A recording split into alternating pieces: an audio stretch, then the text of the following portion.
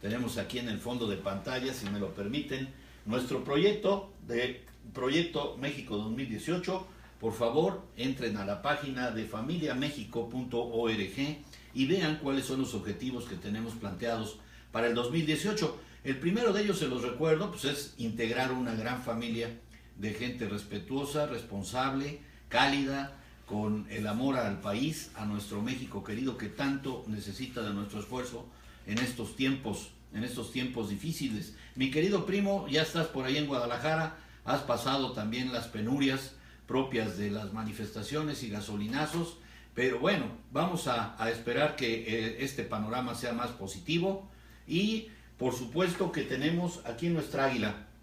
Decía yo que la novedad para muchos de ustedes es que yo ya tengo más de un año manejando este emblema de esta águila juarense de la época de Maximiliano de Habsburgo. Quedó sin el manto que tenía anteriormente de 1850 en adelante, y la empezó a usar Benito Juárez. Me gusta esta águila, este sello lo tengo ya hace un tiempo en mi biografía. Es una águila abierta y de pelo abierto y de pecho enfrente, como queriéndonos abrazar. Pues ahí tenemos nuestras páginas para que ustedes no se preocupen en que yo se las dicte. Véanla, es familiamexico.org y chifarmando.com. Ahí tenemos la información suficiente para todos ustedes. Hacemos este esfuerzo para las personas y los bienes en el contexto de la seguridad mundial y de nuestro país. Para entrar a la crítica fuerte, porque tenemos 4 puntos principales, mantiene la veracidad absoluta de la información que manejó esta periodista Esteves, y les leo la nota que tengo yo por aquí. Es una nota que está fechada apenas el día de ayer. Esta periodista Dolia Esteves respondió a los señalamientos que hizo la Secretaría de Relaciones Exteriores respecto a la información que dio a conocer la mañana de ayer sobre la conversación telefónica que tuvieron los presidentes de México y Estados Unidos. Ella dice que mantiene la verdad absoluta, tiene una fuente confiable. Ha despertado, por supuesto, y está en 8 columnas el día de hoy, el que hay una exigencia al presidente Peña Nieto por muchos organismos, entre ellos también el señor López Obrador, le exige prácticamente que dé a conocer esta plática. Aquí la crítica que podemos hacer es hasta dónde nosotros, los mexicanos, tenemos el derecho a acceso a esa información que pudiera ser confidencial o clave o estratégica, precisamente para dejar pues una posición de México no endeble, no frágil. ¿Qué es lo que dice la periodista? La periodista nos dice que hay una fragilidad por parte de México, que Trump, como siempre, hizo bullying con el presidente, lo amenazó de meter el ejército norteamericano para la defensa contra el narcotráfico, porque el ejército mexicano no está haciendo los esfuerzos suficientes. También se corrió una nota de que en Chiapas el día de ayer hubo la entrada de militares por parte de Estados Unidos. Es una nota que dice esta misma periodista que es falsa, que no la crean. Pero en la era Trump precisamente vamos a tener este tipo de movimientos, y así recomienda también esta carta dirigida a Claudia Algorri, encargada de comunicación social de la Cancillería. La periodista expresa: disiento en su caracterización de que la conversación telefónica entre los presidentes Trump y Peña Nieto se desarrolló en tono constructivo. Eso no es cierto. ¿Acaso es constructivo amenazar con el uso de la fuerza militar contra un país soberano como México? Eso se llama intervencionismo. Esto es la misma fórmula que en 1846 y 47, sobre pretexto de la seguridad de los Estados Unidos, nos quitaron la mitad del país. El águila, la desplumada que presentó Enrique Krause el domingo, que les hice llegar, precisamente hablaba de esa caricatura que los estadounidenses dijeron: México quedó desplumado, y presenta un águila similar a la que yo tengo, pero sin plumaje. Entonces se tratará de la misma fórmula, la misma esencia, el mismo intervencionismo del señor Trump. En la era Trump, vamos a empezar con nuestra producción del día de hoy. El Parlamento británico debatirá una petición para que el estadounidense no sea recibido en visita de Estado.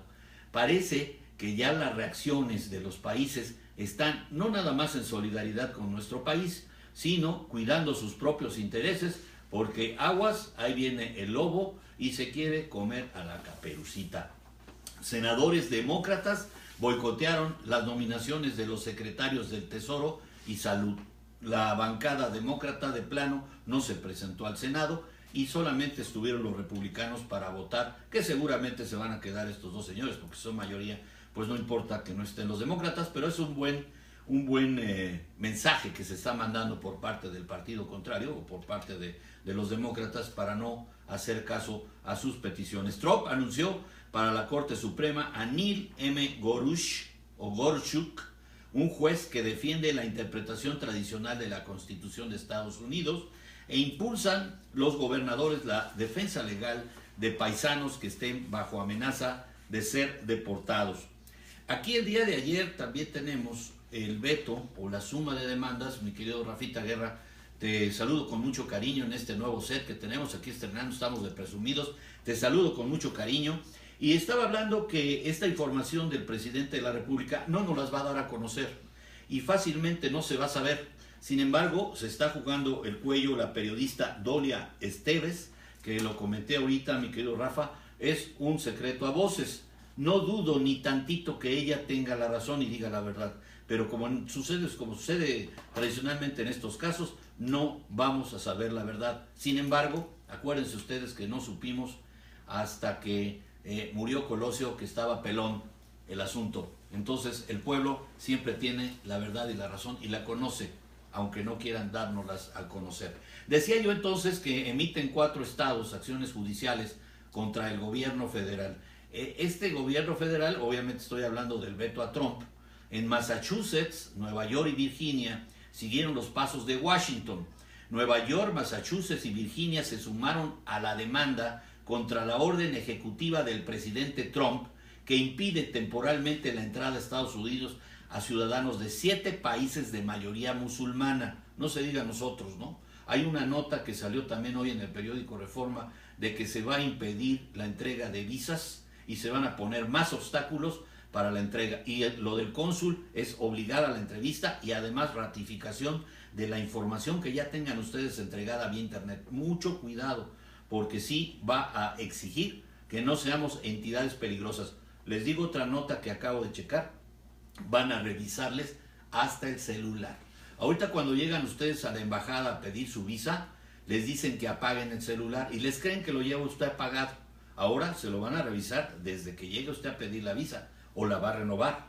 O bien en el aeropuerto, ya llegando a migración, le exigen exhibir el celular y ver qué información tienen.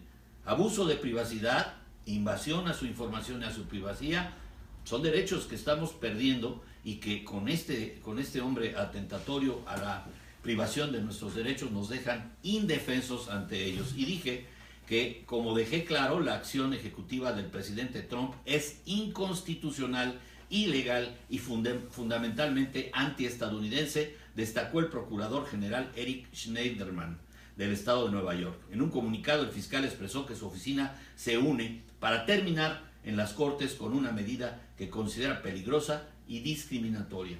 También hay una agencia en San Francisco, dice que la ciudad de San Francisco demandó ayer al presidente Trump por el decreto migratorio contra las ciudades santuario en las que instruyó. Esta ciudad santuario daba cobijo a pues, todo tipo de razas, religiones, ¿no? Y además tenían un presupuesto especial para hacer frente pues, a los gastos obvios de una superpoblación que se diera en estos santuarios. Obviamente son santuarios porque son lugares estratégicos y además bellos de la Unión Americana, como es San Francisco, que sin duda. Y dijo que a retener los fondos destinados a ciudades que adoptaron políticas para migrantes sin documentos en regla.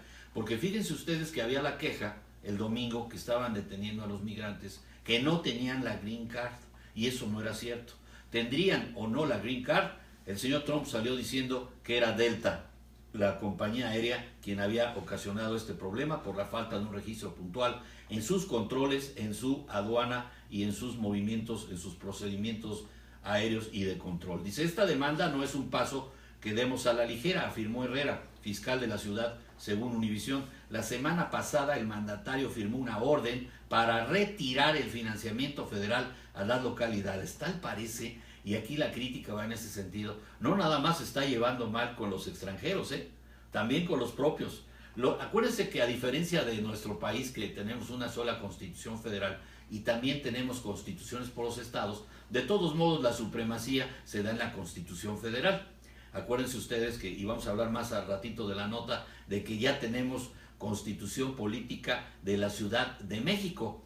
Y entonces, ¿qué diferencia nos hace con Estados Unidos? Aquí el análisis que podemos hacer es que ellos, esa confederación de estados, se puede tener una autonomía y se puede demandar al presidente y se puede hacer caso omiso de las peticiones o de esas órdenes ejecutivas, obviamente llevándolas a juicio, haciendo un conflicto de intereses en el que se están pisoteando, como en el caso de California, porque también se retiran esos recursos. Y sabemos que California, bueno, pues puede ser ya un país solito, ¿no? Sabemos que están trabajando en un proyecto, ya lo dije yo aquí hace unos 3 meses, están trabajando en un proyecto para desincorporarse de la Unión Americana.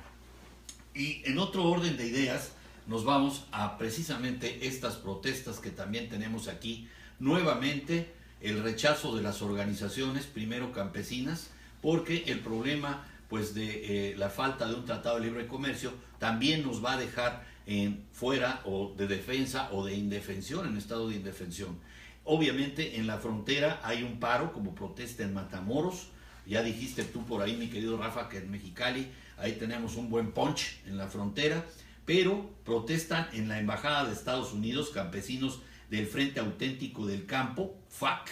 Protestaron en la Embajada de Estados Unidos, donde entregaron una carta dirigida al señor Trump. En el documento, líderes agropecuarios proponen cancelar el Tratado de Libre Comercio. Mr. Trump, ciertamente un grupo de oligarcas y bandoleros se han aprovechado de la apertura comercial con los Estados Unidos de Norteamérica y han causado gran daño a la economía de millones de familias.